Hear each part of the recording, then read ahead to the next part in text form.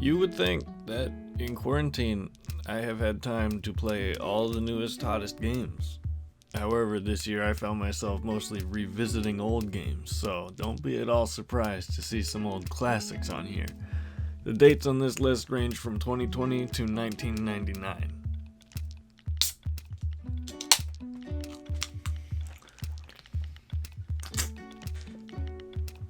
Oh, that tastes like shit.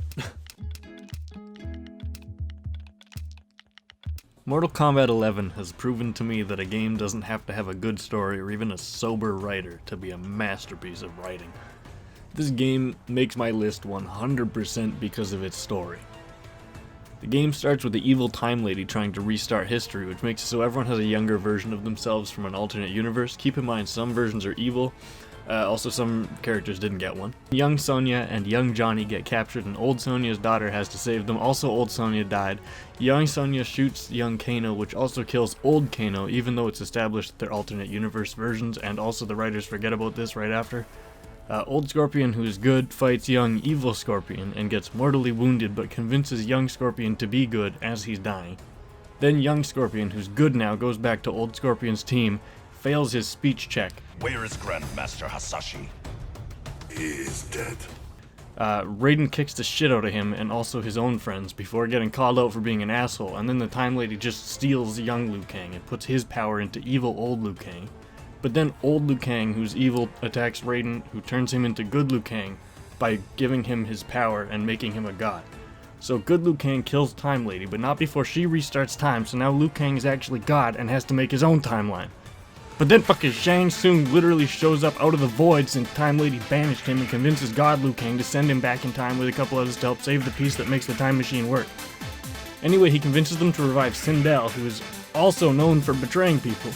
Too bad you will die. Which she does, and then the bad guys fuck up all the plans from the main story. Then Shang Tsung betrays the main guys, and then betrays Sindel and kills the Time Lady. But then past future God Liu Kang shows up and betrays Shang Tsung.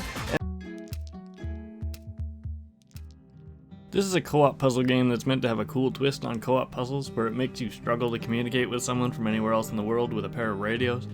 I'll be honest, I don't think playing this game that way would actually be a very good time. I played this game with my boyfriend, and even in a call together in the same language, some of the puzzles were ridiculous. The way an average puzzle plays out is the two of you desperately trying to describe your room until something clicks and you make a chunk of progress and you get super excited. Playing this game with someone close is like working on a big puzzle together. It's relaxing, cooperative fun, and the feeling you get when you finally solve it is just, it's unmatched.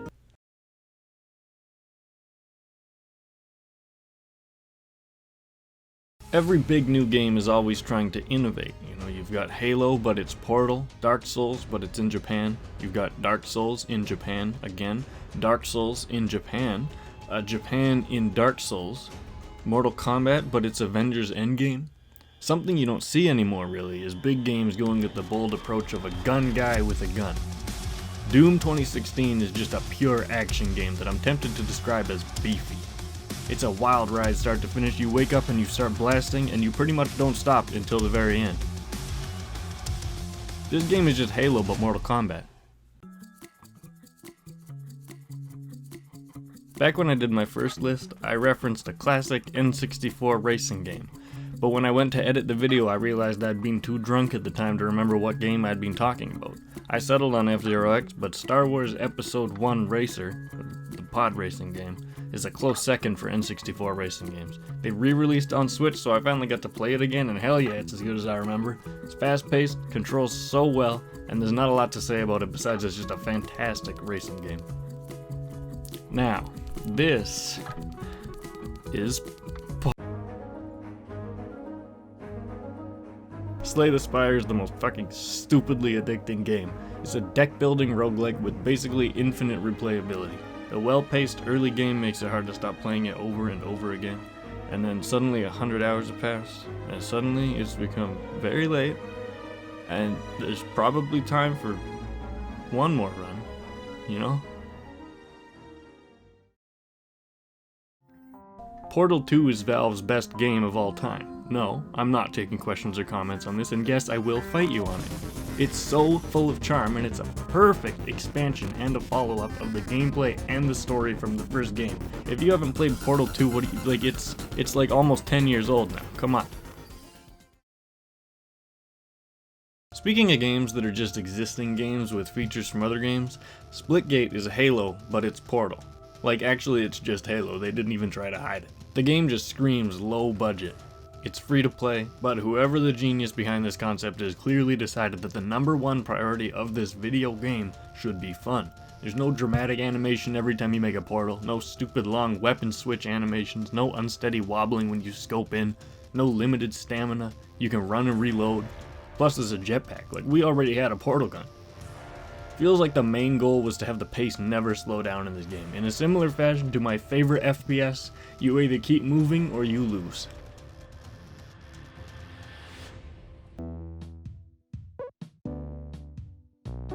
Baba Is You is a unique puzzle game in that the rules of the game are different every level.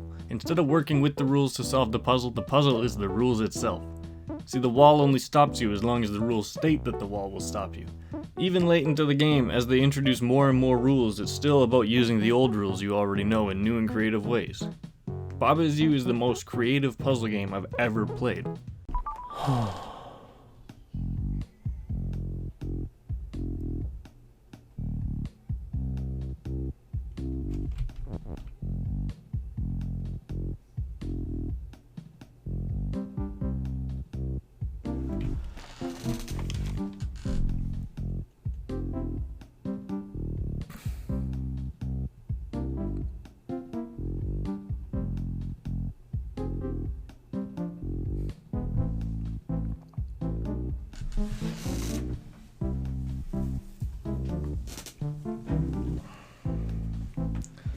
Oh my god.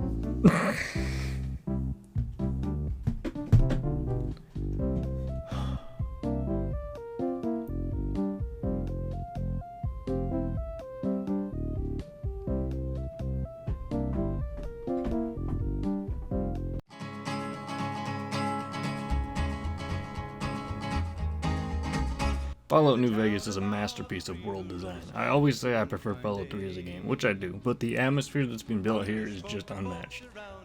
Even out in the post-apocalyptic wasteland of the Mojave Desert, you can still hear the quiet sounds of various chatter and distant music. You get the feeling that there's some little bit of civilization left in the distance. And from almost anywhere in the desert, you can see the faint glow of the New Vegas Strip and the towering Lucky 38 casino.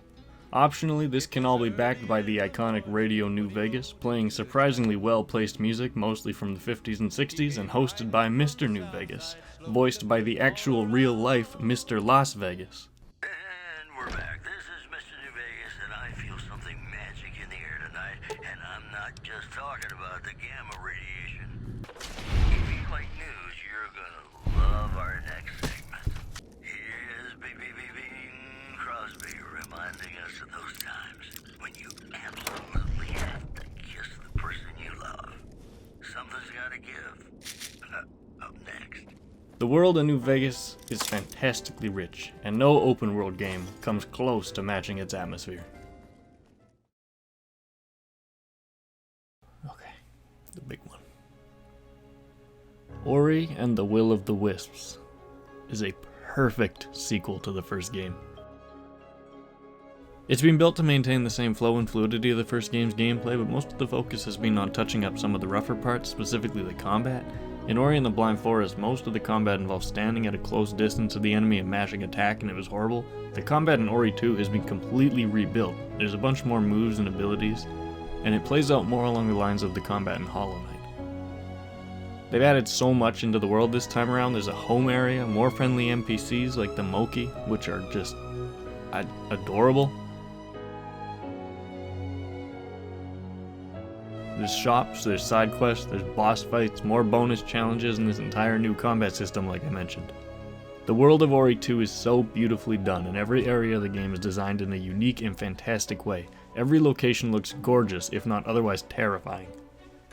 The exploration is much more satisfying and fun in this game than the previous game as well, and it's much easier to get around. The design of every enemy and NPC is fantastic. The bosses visually are stunning as well. but none of them even come close to matching the main antagonist. They really designed that character to be so intimidating, violent, and somehow gently somber and gloomy at the same time. The way they set her up as a character was simply powerful.